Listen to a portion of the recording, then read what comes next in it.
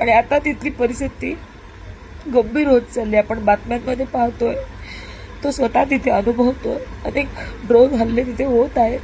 मराठी चित्रपटसृष्टीतील प्रसिद्ध अभिनेत्री विशाखा सुभेदार यांचा एक व्हिडिओ सध्या सोशल मीडियावर मोठ्या प्रमाणात व्हायरल होतोय. या व्हिडिओमध्ये त्या अत्यंत व्यथित अवस्थेत दिसत आहेत.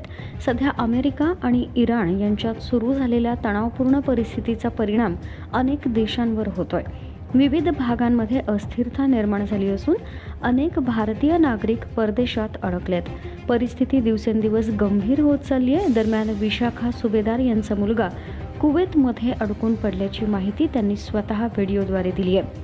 तो लंडनला जाण्यासाठी निघाला होता, मात्र अचानक बदललेल्या परिस्थितीमुळे तो पुढे जाऊ शकला नाही. त्यामुळे कुटुंबियांची चिंता वाढली आहे. या भावनिक व्हिडिओमध्ये विशाखा सुभेदार यांनी महाराष्ट्रातील प्रमुख नेत्यांकडे मदतीची आर्त विनंती केली आहे. त्यांनी राज ठाकरे आणि एकनाथ शिंदे यांना थेट मदतीचं आवाहन केलंय.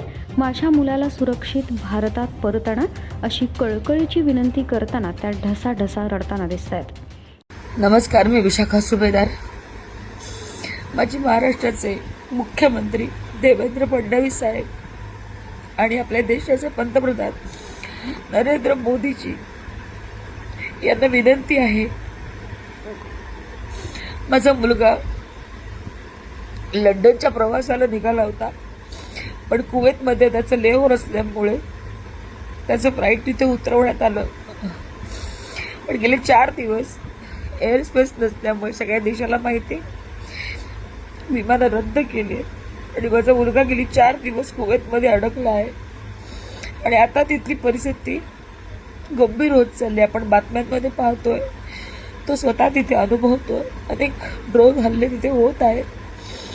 आता त्याला एका हॉटेलमध्ये एअरलाईन सर्व्हिसेसनी त्याची व्यवस्था केलेली आहे. इंडियन एम्बेसीनी कुवेतमध्ये असलेले त्यांनी तिथे व्यवस्था केलेली आहे.